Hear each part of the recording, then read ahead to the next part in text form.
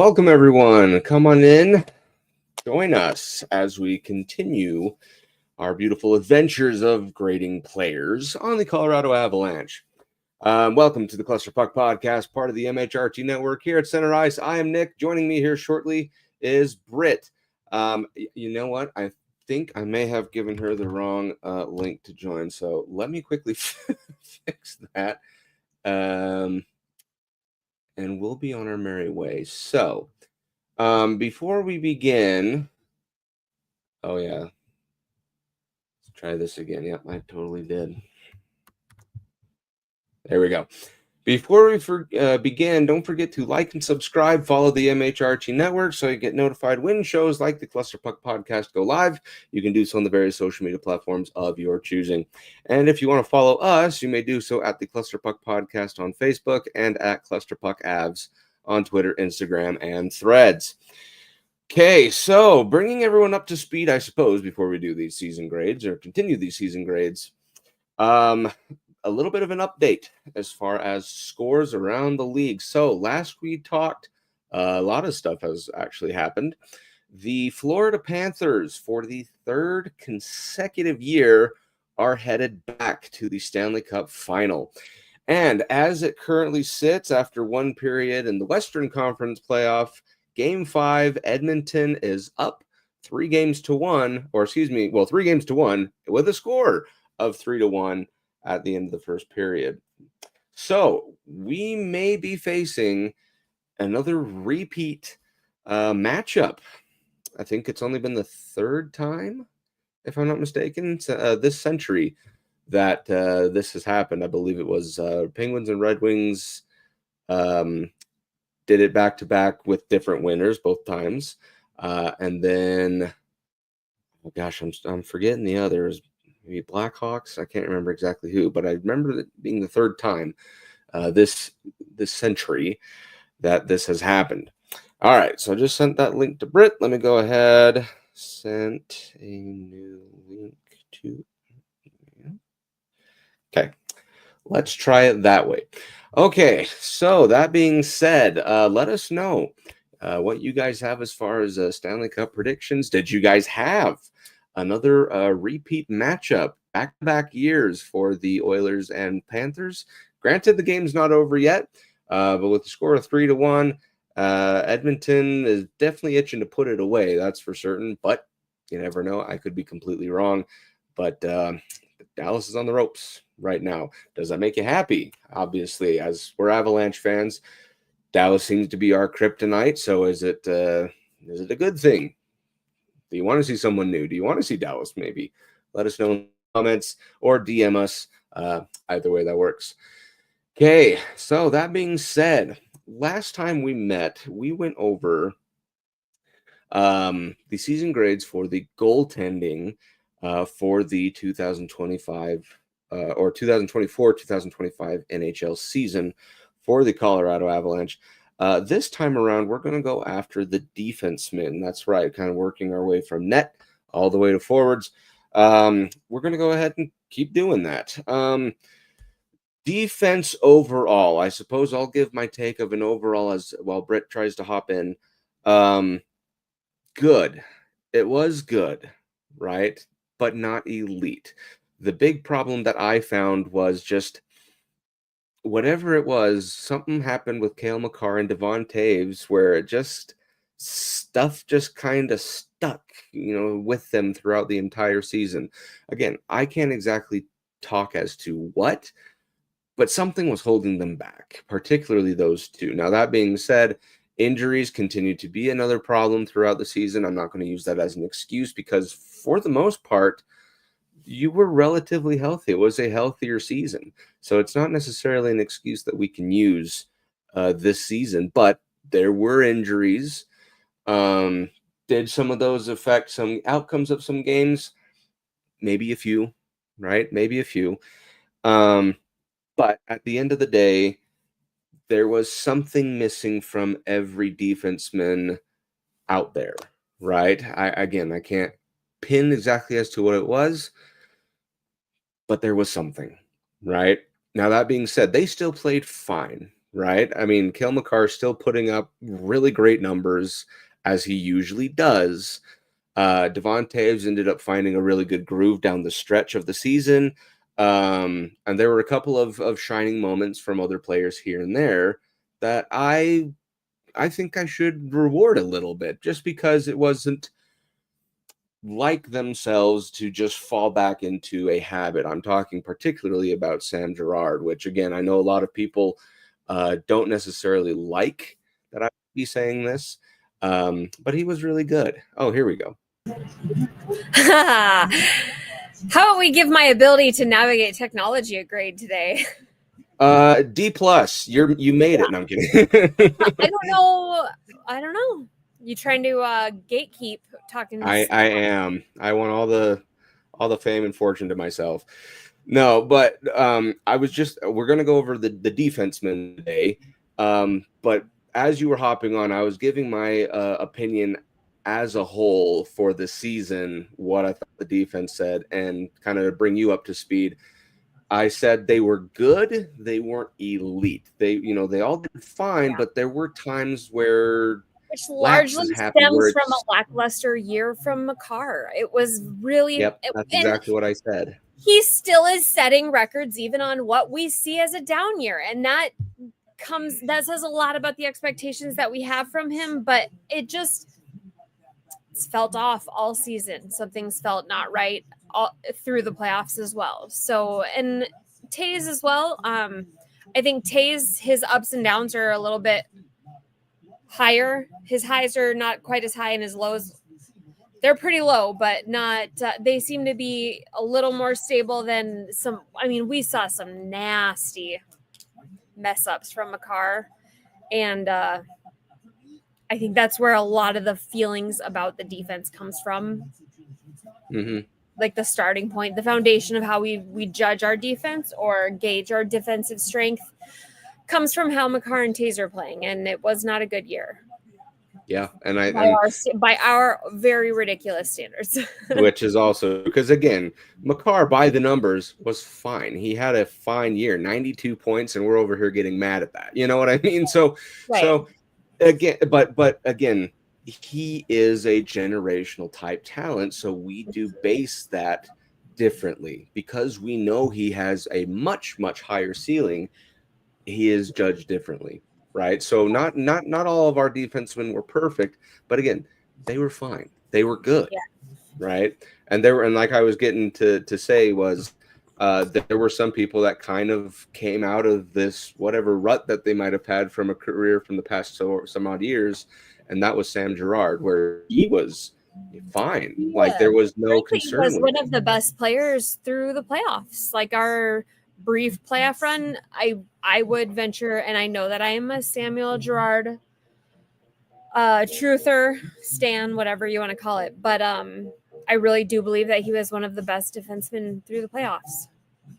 Yeah, and it kind of went to show that even throughout the season, his puck handling skills continue to stay great. His skating is always phenomenal, right. But he just had a better on ice vision. So we'll get into that in a little bit here, but due to these defensemen kind of being all over the place, I'm going to skip a few that didn't have enough gameplay. So we're going to say that they had to play, I think it was 10 games, something like that. Yeah.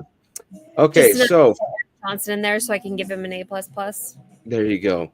So the first one that did get to 10 games, where was he? Oh, you know what? I had this sorted and then it just reset. That's okay. Let's go games played. Here we go. Keaton Middleton was the first one. The very first big guy, as it were. He was massive. 41 games played, 2 assists, 2 points, average ice time of 11:29, which not necessarily anything to scoff at. I'll go ahead and go first on this one. He is a C-, I'm going to say.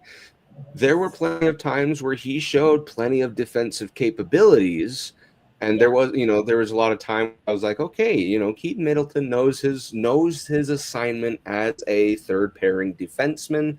Right. He's just there to make sure that, pucks either get cleared or he's there to keep things, and the middle zone rushes are being broken up, stuff A like that. large body skating around on the ice. Exactly. He kind of knew, like, the Curtis McDermott role where he was the big guy, but the only difference was Middleton actually had a better stick handling and kind of He played awareness. 41 games.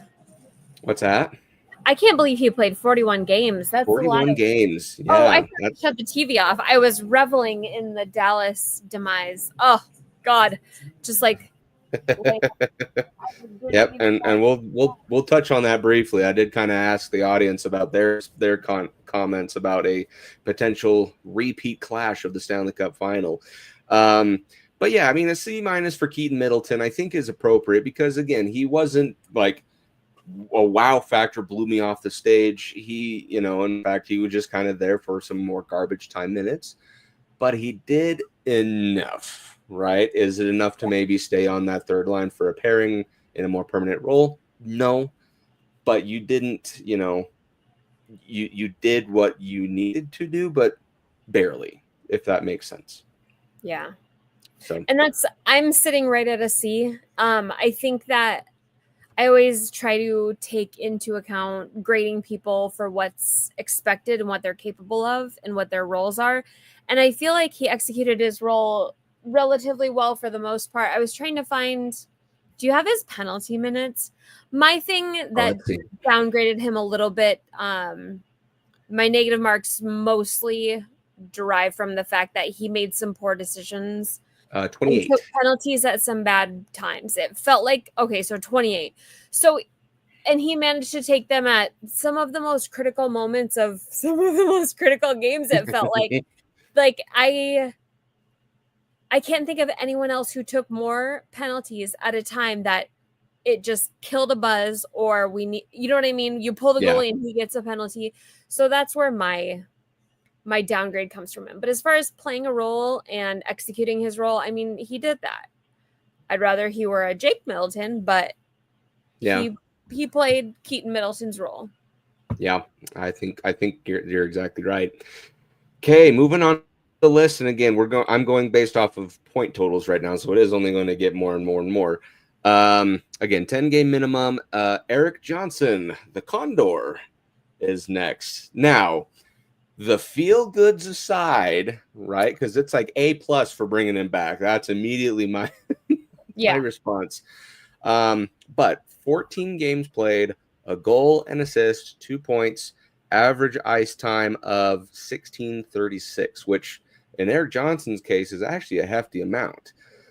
So why don't you go ahead and take this one, Britt? What do you give Erik Johnson for that second half of the season that he played with his beloved Avalanche? For me, I'm like the same consideration as to what's his role and how did he execute that particular need is I'm putting him at a B+. Honestly, I was astounded at the amount of minutes that he played in the playoffs. And the effectiveness that he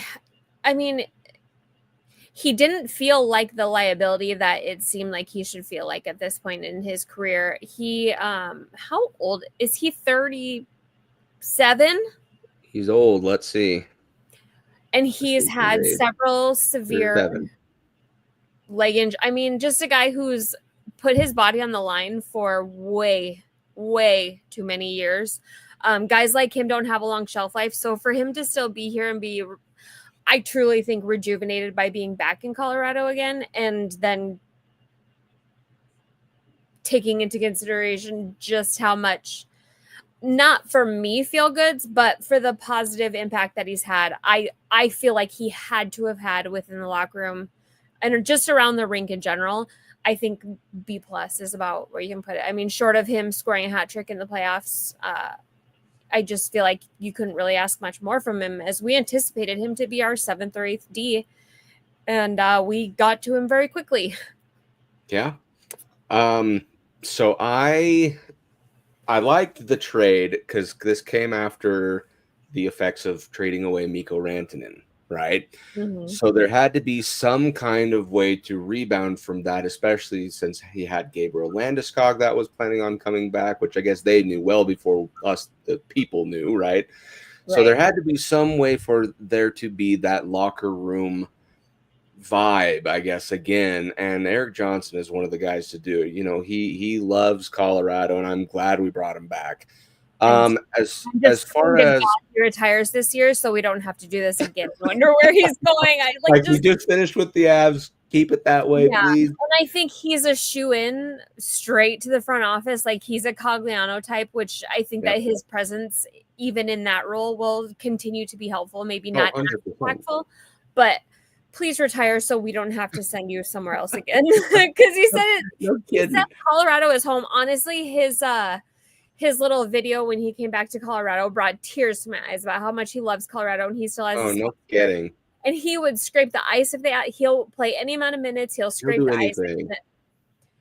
I just want, like, you ache to hear that kind of passion from players more, and to hear it coming from a guy who's not really that important in the big scheme. It's just, I don't know, so cute. God, he's so lovable. Oh, absolutely.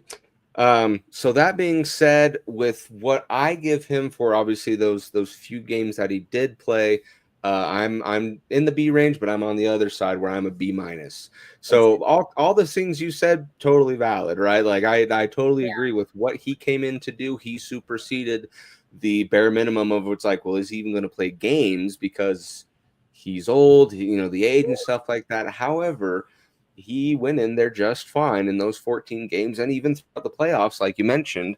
But my big concern though with that was you could definitely tell he was kind of I don't want to say the slowest guy out there, but the guy that seemed to always be the most behind. And if we had continued deeper into the playoffs, I'd imagine it would have gotten exactly it almost felt like he was definitely like the old fart where it's like he knew where he was supposed to be. He just couldn't carry himself there in those timely manners. Now, that being said, his back checking was great. He, again, same puck vision that we've come to know and love. He's, you know, it's the same good old Eric Johnson belly slides. Exactly. Like it's the same Eric Johnson we know, but you could just tell there's that lag about it, which, you know, given how I know him, he, you know, and that's just a sign of age. This isn't because I thought he was terrible or anything, but that B minus just comes naturally, in my opinion, to where he's at with his body function, you know. So again, great job. I again want him to stay here in the organization. Love to have it, but yeah, B minus is about where I put him for similar reasons. Okay, next on the list. Playing 18 games is Ryan Lindgren. Ryan Lindgren had, like I said, 18 games, scoring 2 goals, an assist for 3 points. He had, let me see, 18 minutes, 59 seconds, so I'll say 19 minutes of ice time on average. I'll go ahead and go first with this one. The big thing that's staring me right down the barrel is the fact that he was a -1 in the plus minus, which means whenever he was on the ice, something was always getting scored against him. Not necessarily to say that everything was his fault, but he happened to always be on the ice when something went down.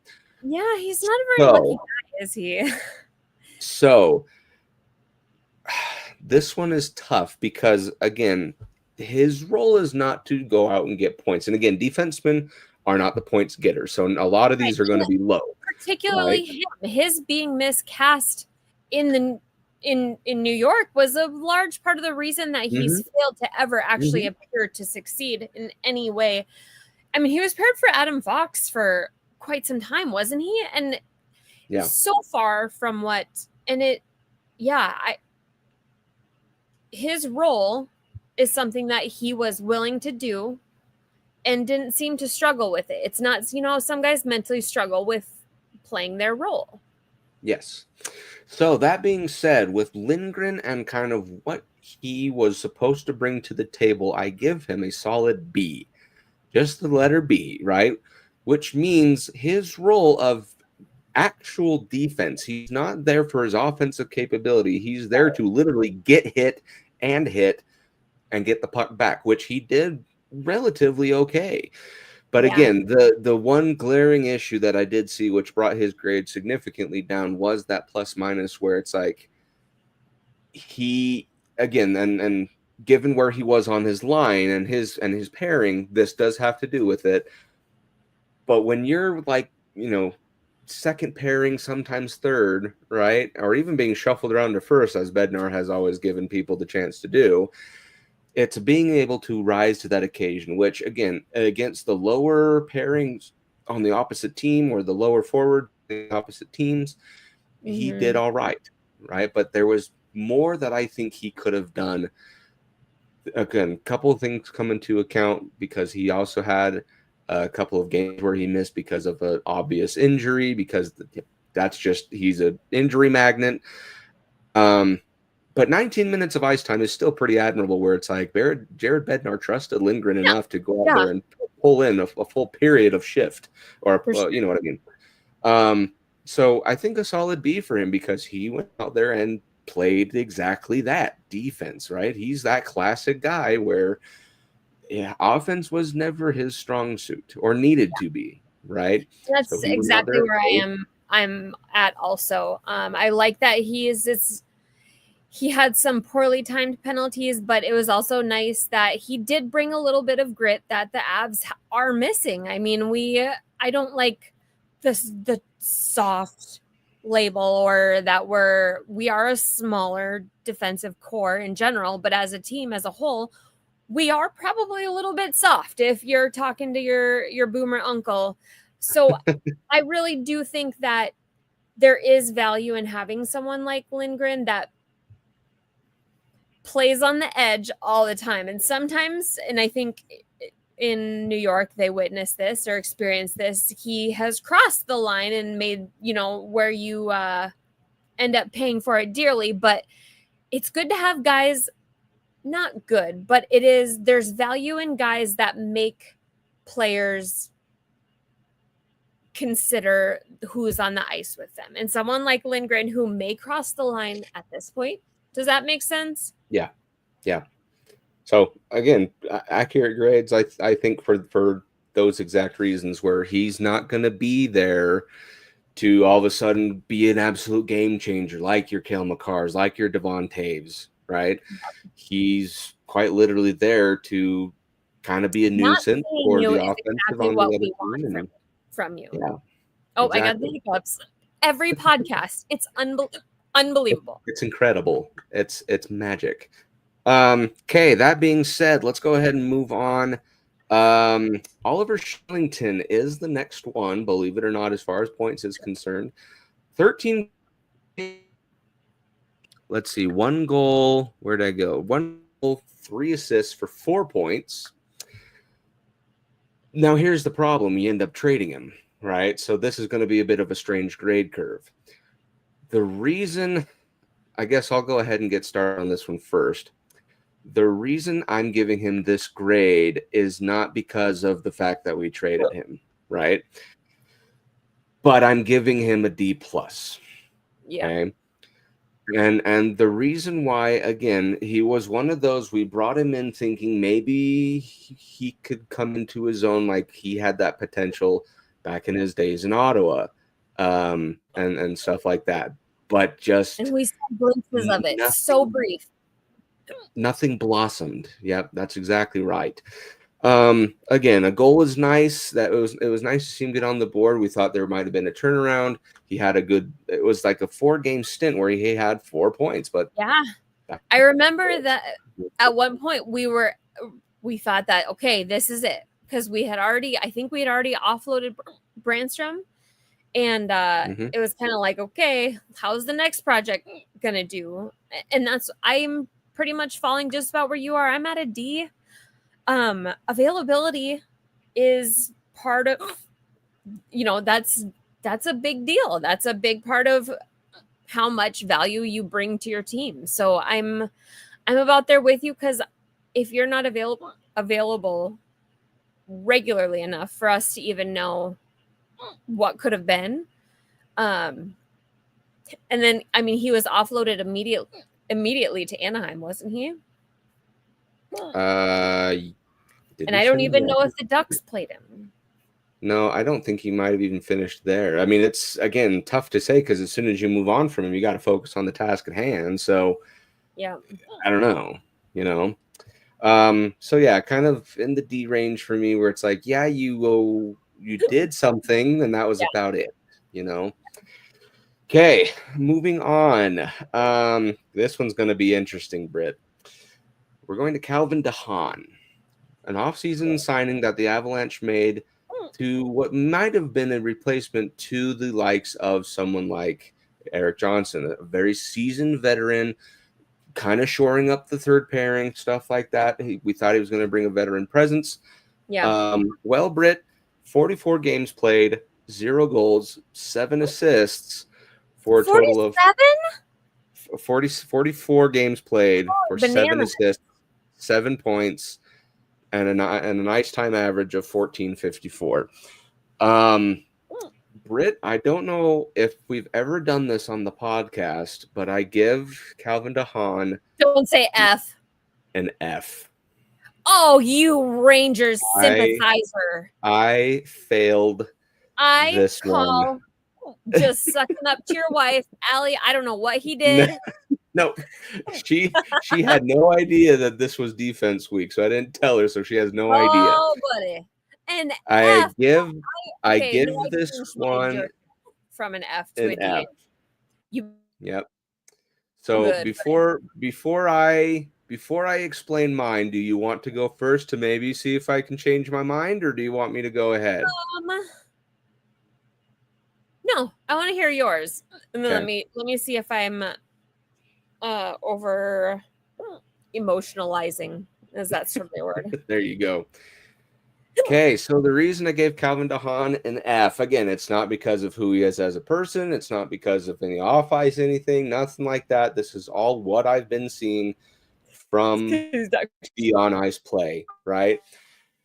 The reason I gave him an F is because I forgot completely that he was on the team to begin with, where they mention his name maybe 6 times a game. You totally miss it. They don't, like, there was zero attention brought to him in any capacity, even if it was for, good media, bad media, nothing, right?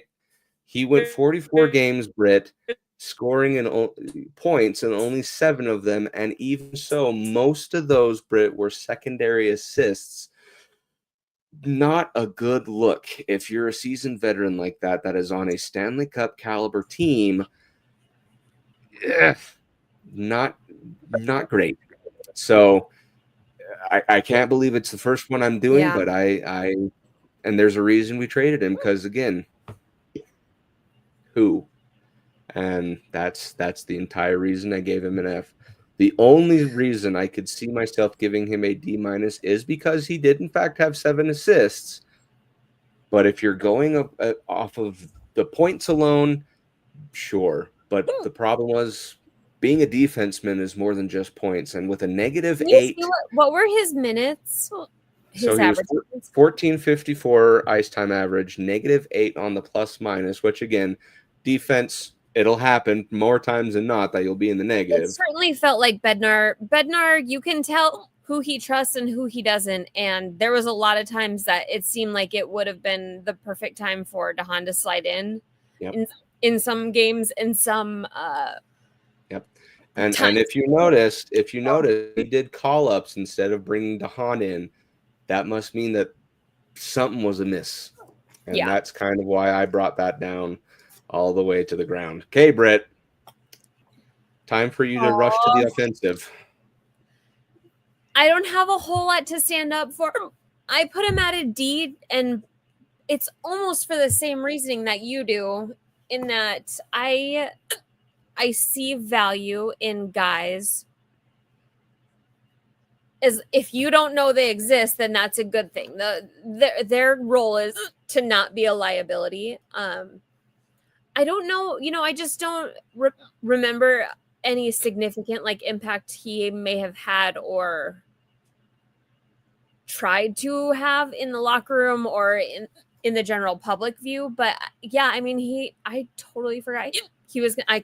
I cannot get rid of these hiccups. I'm gonna shut my camera off here in a second and chug some water. But there you go. I don't. I love Giz that used to be on DNVR, and he is like very close friends with Calvin DeHaan, and he spoke so highly of him and adored him so much that it may have seeped into my brain and gave me some opinions without much to back him up. But yeah, I just he probably hates Colorado though, because after we sent him to the Rangers and the words he had for the Rangers, man, you don't hear hockey players talking smack like that very often, getting mouthy. I mean, what did he say exactly? That he just essentially he hadn't been very happy with the way he was utilized, because he was scratched a bunch when he played better for the Rangers than he did for us, didn't he? Yeah, he seemed to fit the Rangers system better. And they sucked. They were floundering, and they still chose not to play him. And he made kind of a backhanded comment to a reporter, and makes me think he probably hates us too, because we're the reason he's there. And full disclosure, I totally forgot about that comment even happening. So, oh, did you? Oh, so that grade is that comment aside, because I totally forgot about that. You just don't hear NHL players. They don't act up like without, you know what I mean? Like, can you think of the last time an NHL player got mouthy and said something that wasn't totally Leon Draisaitl with any of his favorite reporters, and that's about it. Yeah, but that's internal stuff. God, he is so sour. Rangers. So, but yeah, that was that. Now that you bring that up, totally didn't even bring that. Okay, I thought that it didn't even pop up. I totally forgot about that. Sure. Not even kidding. I Scouts honor. I don't know if that's still a thing that holds merit nowadays, but I promise. Okay, where is it? Something about how about the way I've been effing treated here. Somebody asked him. Oh my gosh, I cannot get rid of these hiccups. One of the reporters, like a group of them, asked him a question about something, and he said something about how about the way I've been treated here? It's effed up, or it's effed, or something like that. And that's like, okay, we asked if he would want to talk more, and he said that he would be very, so I don't know. And you got to wonder, because he was scratched with the Avs too, but I don't think nearly as often. So I don't know. Yeah. That's kind of, it's just one of those signings that never should have been. And again, you can be a team like the Avs where McFarland makes great moves, like time in and time out, but there's always that one where it just falls completely flat on its face. And to me, that was one of these. Okay, moving on up the list. Now we're getting into the actual teams of points. So we're getting somewhere.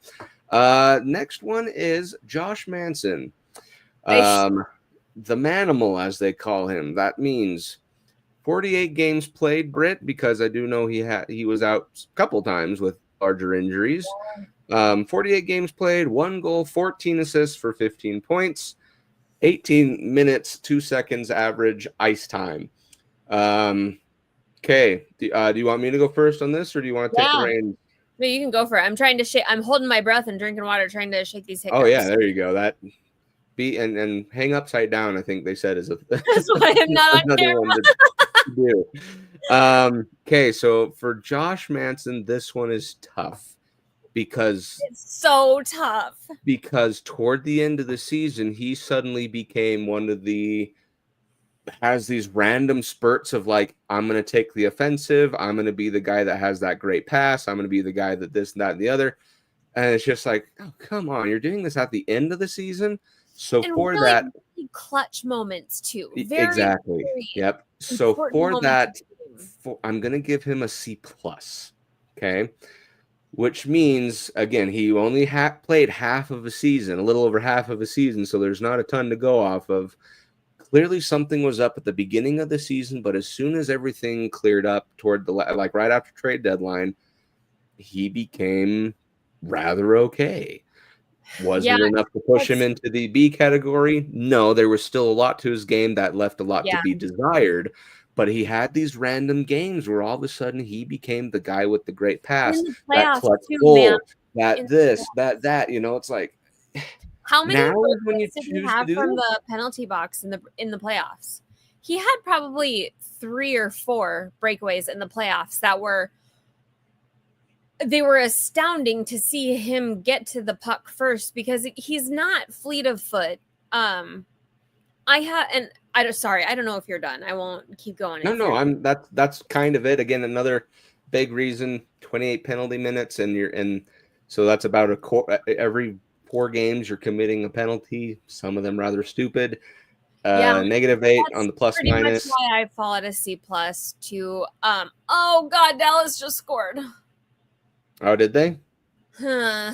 Okay, so that must mean 3-2. Come on, DeSmith. They should have just left Ottinger in. Oh my god, did Rupe Hintz scored it. Okay. Yeah, Hintz. Yep. The thing is with Manson, he's so hard because his highs are so high, but his lows are so low. He takes some of the stupidest penalties at some of the he takes equal number of stupid penalties or stupid moves as he does his incredible breakaway. Like, wasn't it him that fed that pass, I think, to Makar for a goal? Like, there was one ridiculous play he had in the playoffs. God, I think he fed a pass up that was just insane. I thought it was like him and Gerard or him and Makar, but the highs are high and the lows are low. And like I said, availability, it has to be taken into consideration. But with Josh Manson, I also do see him as someone that you're paying him for his playoff production more than anything. His regular season, if he can just exist and be sufficient, but the availability, especially when you consider that it's a couple years going on now, it's hard to swallow. But in the playoffs, he was as good as he usually is, it feels like. So I'm at a C+. He saves it with his positives, but the negatives brought him down from what otherwise could have been. I mean, when he's playing his game, he's an A- to me. I mean, when you consider the physicality he brings and some of the big hits he brings that change the whole tone of the game, you can't take that for granted. And he kicked Jamie Benn's ass one time, so he's always going to be on my soft. always a hats off for that particular reason. He'll never get an F because he was able to beat the crap out of Jamie Benn. Serious. Okay, moving on up the list then. Sam Malinsky is next. This one is tough because let me look at his stats real fast here. 76 games played, 5 goals, 10 assists for 15 points.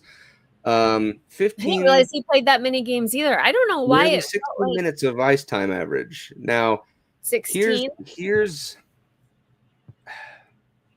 you go ahead and go first, and because I still am trying to put my words together on this one. But what do you give Sam Malinsky, Brit? So when I consider this is sophomore season, he's a B+ for me. He's young and he made some bad choices, but the fact that he was able to prove that he's a consistent night in, night out, minute munching defenseman, and the way he started finding his comfort in taking that shot from the point, his slap shot is as good as any in the NHL. I swear to God, between him and Cale Makar, we may have 2 of the best slap shots in the NHL. Potentially. He scored. Did he only have 5 goals? Were they all slap shots from the blue line? I mean, I can't even feel like it. Yeah. Imagine how many goals. Oh, Oilers just scored. There you go. Oh my God, he's a psycho. Look at those eyes. Yeah, you can tell he wants it. Sorry, friends. We, as much as we are an Avalanche podcast, we love hockey just as much. I need Dallas to lose, and then I don't care after that. There you go. I just want the Panthers to win because their fans aren't loud enough for me to. Oh, God, McDavid is so fast. No, Malinsky's shot and the fact that he is going to continue to grow more comfortable and more feel the safety in taking those shots. I could certainly dock it down to a B- if I were feeling bitchy, because he had a couple of giveaways in both the playoffs and the regular season that were just short of unforgivable. But I think B+ is where I settle at. I mean, it's his second year in the NHL. Yeah. Yeah. I give him a solid B. So let me kind of paint this into proportion. He did really good with what he was given. That's why I give him a B. Right? And his pairings were never consistent. That's a big factor. And that's a big part of it, because he was shuffled everywhere, right? Yeah. And there were even times where he was even scratched, right? So he's been all over the place. But with the games he was given, he did a good chunk of a good chunk of good with the time given. A +8 in the differential for like a typical third pairing defenseman. Yeah. Being in the plus is a good sign, right? He was phenomenal in the playoffs. So he had one. He was the one who had the big giveaway in one. Yeah, he had a couple of larger blunders. So you betcha, right? There's plenty of work to be around. However, I feel like his potential can only increase more and more and more. And I like the direction he's headed. Now, that being said, the reason it's not going higher is because he only had 15 points, where I know he is a capable player that can get more done. Now, that being said, I do know that there were a lot of shots from his stick that got deflected in, so they gave credit to somebody else. So those goals could have been a little flip-flopped and maybe a couple extra points here and there. But I like his style of play. He's a big body. He's a big guy. He's a big kid. So there's more that I'd like to see. He's a full-grown man. What is he, like 26? He was a college prospect. So something like that. Yep. The only thing I'd like to see more is that, again, 15 points in 76 games. That's about 1 in every 5 games you're getting a point. That can go up to like 1 every other, I'm sure. Right. Yeah. So I think next season, assuming he stays with the Avs, I think I'm going to put him in a little different grading category, because I know his potential is great. Which I'd imagine he will. It'll be so nice that he should be a nice, cheap mainstay on our defensive core for quite some time. Exactly. Okay, only 3 more left. Let's go ahead and here we go. Let's talk about Sam Girard, old Sammy G, and the beautiful La Tornade that he brings. How about you go ahead and tackle this first, Brit? Let me give you the stats first. 73 games played, 3 goals, 21 assists for 24 points, excuse me. Average ice time of over 20 minutes. What do you give old Sammy G? I'm going with a B+ for Sammy G. I feel like he is the most underappreciated player that the Colorado Avalanche have ever seen. And he doesn't get a higher grade because he's a prolific goal scorer or because he's throwing big hits. You got to take him. If you look at the small things that are overlooked, the amount of penalty kill minutes that he killed very, very efficiently this year were absolutely insane. And he's got his moments. He's small. I think he's like the same height as me, isn't he? He's like 5. He's not a tall boy, is he? So I guess my biggest things that I'm taking into consideration are his availability, 73 games, the penalty kill that he absolutely dominated eating up tons. And what was his time on ice average? 20 minutes, 50 seconds. It's a lot for what Colorado Avalanche fans seem to think is a fourth line defenseman. What was my last thing here? Oh, his ability to move up and down. He truly, with a lot of injuries and a lot of uncertainty throughout this year, it felt like everything was so up and down, and everybody was getting moved around a lot, but it felt like Sam Girard played with a different partner constantly. It felt like him and Malinsky kind of had the shit end of it. And it seems like he had the ability all year to adjust to anything that was thrown at him. And I don't think that he's going to be an Avalanche player after this year, but I truly think that he is so underappreciated for what he does bring. It's just not big and gruff. I don't know. Yeah. I can't even about. There you go. Okay, Brit. So, for kind of similar reasons, I'm throwing Sammy Girard to an A-. Let's go. Can you believe that? Yeah. For exact same reasons, penalty kill was phenomenal. The one thing that I noticed about him, again, defense and goal scoring, not really his forte, but 21 assists is still something pretty admirable. Pretty stinking. La Tornade will never cease to make. Oh, it's beautiful. His skating continued to remain amazing. The big difference, though, was he did not feel like the liability. I felt more confident when he was out there, right? Exactly. There because wasn't you a knew he was going or to find someone who had a chance of getting a better pass. He laid the body rather great with hits and stuff like that. I was rather impressed this entire season. Again, his role is not to go out there and be an enforcer or to be a goal scorer, but he is there to make sure the puck gets moved in the correct direction and that it stays away from the other team. That is kind of his role, and he did that very, very well. Again, penalty minutes 14 and almost 73 games. That's not terrible, right? And a +7 in the plus-minus differential. Again, you're in the plus side of this. So overall, I know it's a lot of people are looking at me like I just am on drugs or something. But I liked the way Sammy G played this season. I was a big fan of it. Now that being said,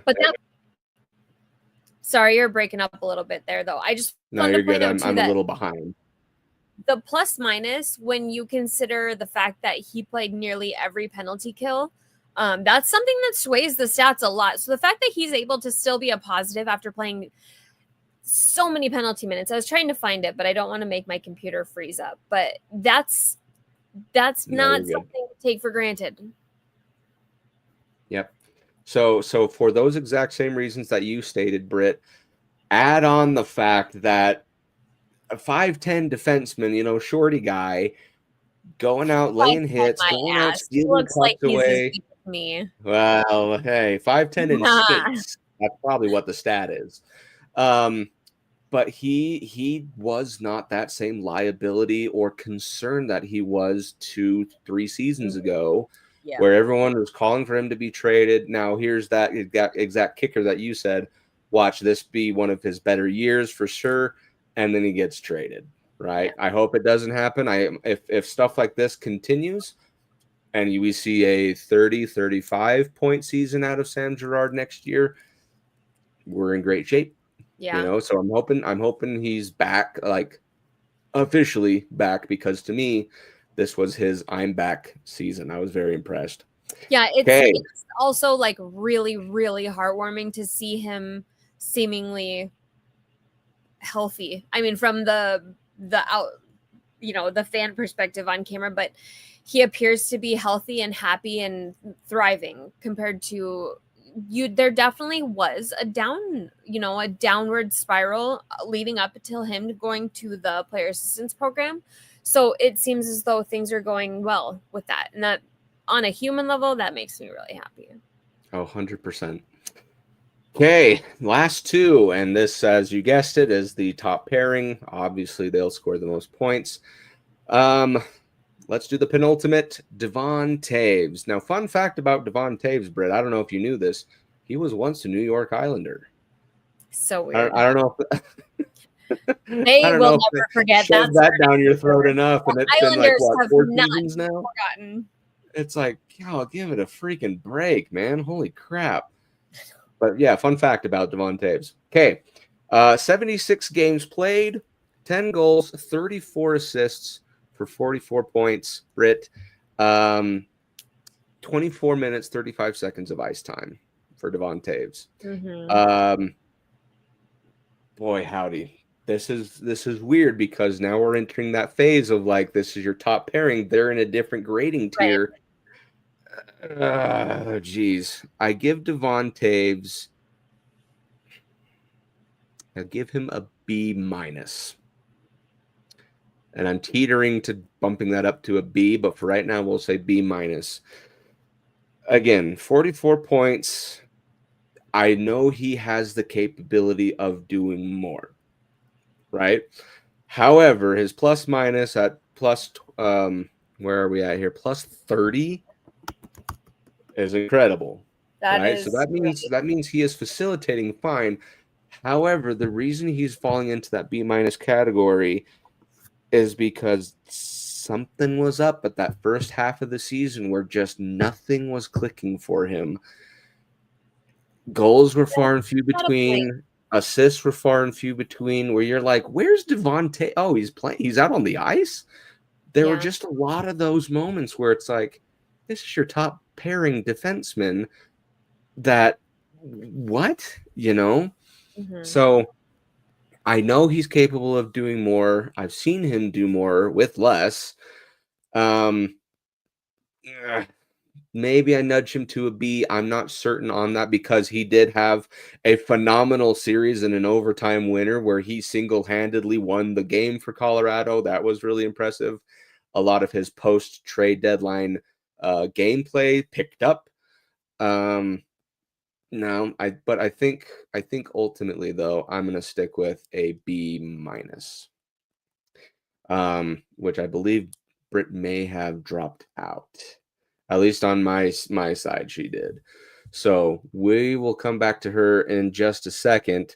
Score update. Let me just kind of bring that up. 4-2. Edmonton at the end of 2. So obviously Dallas making it interesting, cutting that deficit from what was 3-0 to 4-2. Dallas is a very big third period type team. So just have to kind of see what happens because they've come back, as us Avalanche fans unfortunately know. They've come back from 2-goal deficits in the third period before to go out and win the game. So I guess by the next time, just after probably we're done here, third period will begin, and we'll see what happens. Will the Edmonton Oilers go back to the Stanley Cup final to face the Panthers yet again, back-to-back years, or will Dallas stay alive? That remains to be seen. Another thing that I was just thinking about with Devon Taves while Britt comes back in, maybe I do put him to a B because there was a lot of times where his actual defensive play, I guess, again, I do ping him as more of an offensive-minded player. There was times where his defensive play did actually kind of sway some outcomes of some games. So Britt, I think officially I'm actually going to move Devon Taves to a B. That's good because I'm at like a B plus. I was trying to remember which game specific. I don't know why StreamYard just quit out there on me and said something was wrong. Please try again later. So if it does that again, I don't know what how to fix that. But I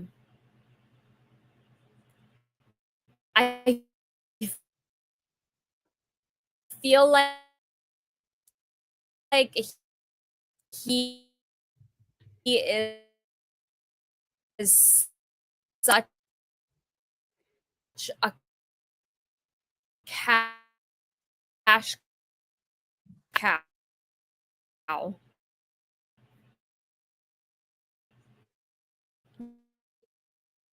You know what? Like he's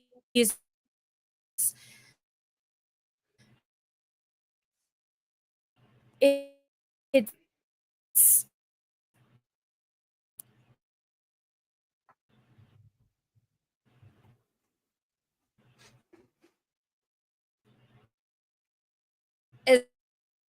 as many like he, you he had a couple turnovers that like physically pained me.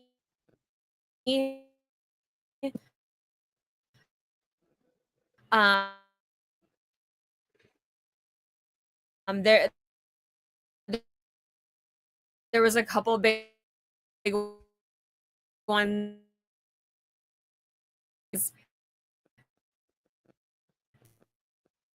that I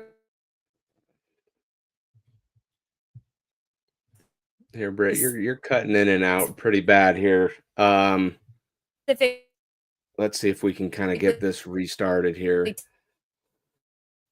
Let's see, maybe hop in.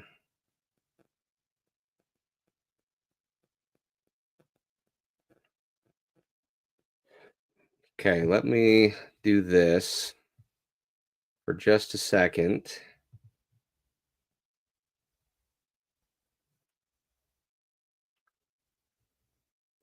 Okay, there she's dropped.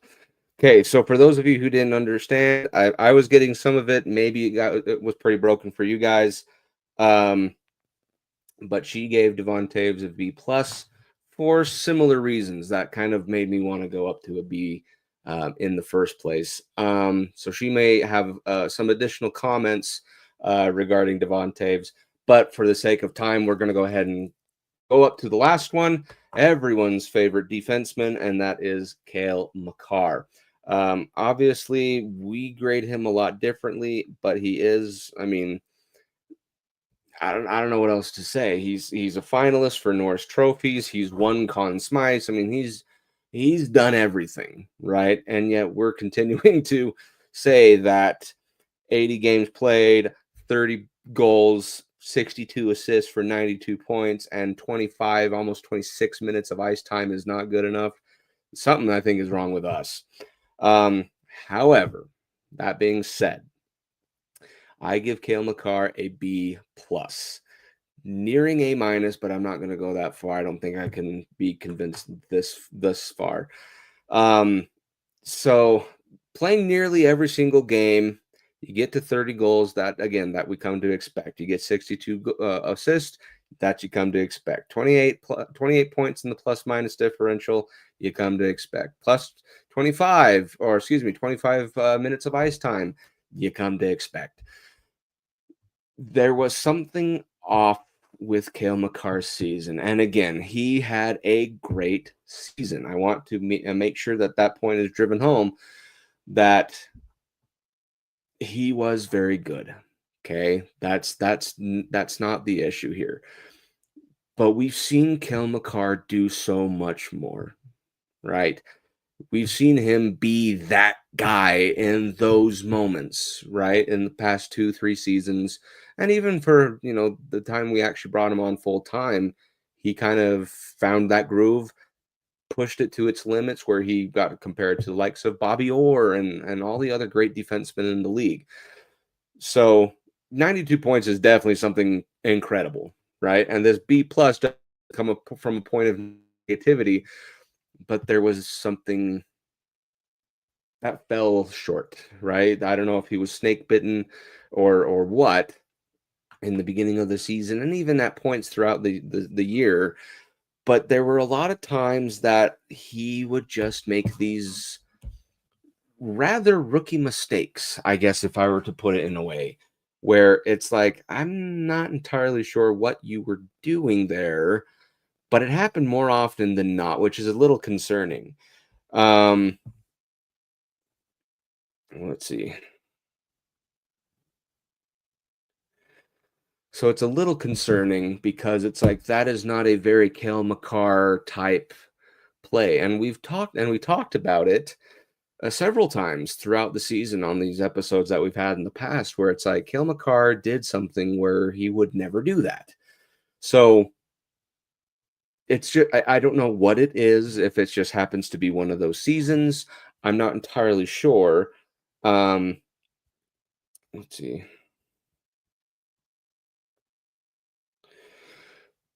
But a B plus, again, is still a great grade. It's definitely passing. Everything's fine. And I'm not worried about him taking any steps back or anything. And it's even hard to classify this as a step back now. But just something, that's about the best I can say. But I mean, you look at his statistics, right? You look at his ability to create and make shots, the fact that he's not only a very good defenseman, and of course we judge him a little differently because he's a very offensive minded defenseman, but it was easy enough to fall in line with that same rhetoric of, well, it's Cale Makar, right? Which is true. I mean, as soon as you have him on your team, your defense is instantly that much better, right? Your blue line is instantly that much better. What's interesting about having Cale Makar, though, is the fact that not only does he bring great defense where he can skate backwards just as fast as the fastest skaters on the planet, which is incredible, by the way. I've seen it happen firsthand. But he has, again, the same skating ability that's very like-minded to Samuel Girard, stick handling, which is just incredible. Again, a generational player. So I don't want this to sound like I'm shooing that out the door. No, that's all taken to account. But I think it's just cleaning up those mistakes. Had he had more times than not, it wasn't like a small handful of times. It was like it felt like once every other game there was just this big mistake that he would have, alongside with Devon Taves, which I'm sure Brit will try and go and talk about here. But yeah, that's ultimately what I would like to see. While we're trying to see if Brit can jump back in, obviously with connection issues, let me go ahead and kind of talk about what the plan will be for the next couple of episodes, where we may try and squeeze it all into one. Obviously, we'll be talking about the forwards next time, but there's a lot of forwards, so I'm trying to figure out if maybe we kind of cut that, how we're, instead of 10 games played, maybe it's 15 or something to that extent.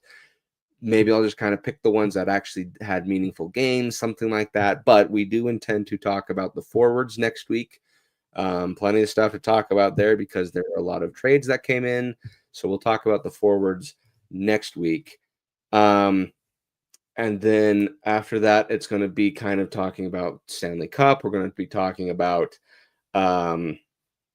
additional topics such as free agency and stuff like that. But let's see. I got two Brits waiting. I don't know which is the right one. Let's The try Brit this with the camera off. The one with it on This is one? my computer, and it's not happy apparently. Okay, so this one. Okay, so that being said, Britt, you were talking about Devon Taves before you plopped out. Go ahead and finish Devon Taves, and I just gave my Cale Makar grade, and then so right after Devon Taves, go ahead and give your Cale Makar grade. Yeah, I mean, I think I said that's about everything I have for Devon Taves, and then so where'd you land on with Cale Makar? Because it's tough. It's so tough. I think I'm at a B plus, but I feel really guilty doing Well, it. don't feel guilty, Britt, because that's exactly what I gave him. So Okay. I just even what's considered an all-star year, compared to essentially any other player, any other defenseman in NHL history, it just felt like for what we know he's capable of, there was almost felt like a nagging injury, something lingering, something just not quite right. A lot of nights felt off more than they should. Does that make sense? Yes. But still literally doing it all. I mean, it makes me feel like an idiot giving him anything but an A++. But I'm just manifesting an A+ for next year, that there's still a higher ceiling, right? There you go. There you go. And like I was saying, it's not that he's taken any steps back. He's still very much elite tier or anything, but there was something that was amiss where he Yeah. would just make these very rookie mistakes rather often that he usually never does. Yeah. So Yeah, I agree. So again, 92 points is like a phenomenal season. So again, even the fact that we're putting him in this B+ tier is still feels very strange to do, because obviously Norris Trophy winner and candidate. It's like, what are we doing? You know? Yeah. So yeah, that's where we sit as far as grades for defensemen. Let us know again in the comments or DM us, whatever it is you wish to do. Let us know what you think about our grades, what grades you'd give, if you change any, disagree, agree with some, let us know. So that being said, I was just going to go into a couple other things for the upcoming shows. We're going to talk about forwards next time. I'd like to probably try to do that in one, so we'll see if we do that. If not, we'll obviously put it in another two-parter. Yeah. But then we have draft, we have free agent, Stanley Cup to talk about, which that'll be kind of right through the middle of the Cup final. As it sits, though, we're looking kind of down the barrel of another rematch of the Edmonton Oilers and the Florida Panthers. So it could happen. Yeah. We'll just have to see. But yeah, we'll talk about free agents. We're going to talk about trades if they're going to happen. We'll get into all that here, especially in the month of June, as the season itself is going to wind down, eventually going to the off season, which, Brit, if you remember, it is a very sad time of the year. Even though it's nice and beautiful weather-wise, it just sucks sports-wise. Like, I like the off season more fan. when it's just brief because you finish late due to being in the Stanley Cup finals. Exactly. We've had some long off seasons lately. It's very true. Okay, so that's going to wrap up our time. I know we kind of went over the hour mark here, but there was a lot to talk about as far as our opinions on the defensemen. But again, if you like what you saw here, don't forget to like and subscribe. Follow the MHRT network so you can get notified when shows like the Clusterpuck podcast go live. You can do so on the various social media platforms of your choosing. And if you want to follow us, we ask that you do so at the Clusterpuck podcast on Facebook or at Clusterpuck Avs on Twitter, Instagram, and Threads. With that being said, let's see if we do in fact get that Stanley Cup final rematch from last season between the Oilers and Go Panthers. Cats, go. There you go. We'll just have to see until next week. With that being said, hopefully everybody has a great Stanley Cup final season. Cheer for who you want, unless it's the Avs. Always cheer for the Avs. Dallas. Always cheer for the Avs. But yeah, we'll see how it happens. Enjoy the playoffs. Enjoy the Stanley Cup final. Enjoy the weekend. And as always, go Avs, go. Fast lane when I pass in the street, bag of money in the passenger seat. Simcoe's been asking for me on the road from the west to the east. Way up, I might never come down, cause the coast racking up the flight miles. So high, I might never come down, so what, this is my lifestyle.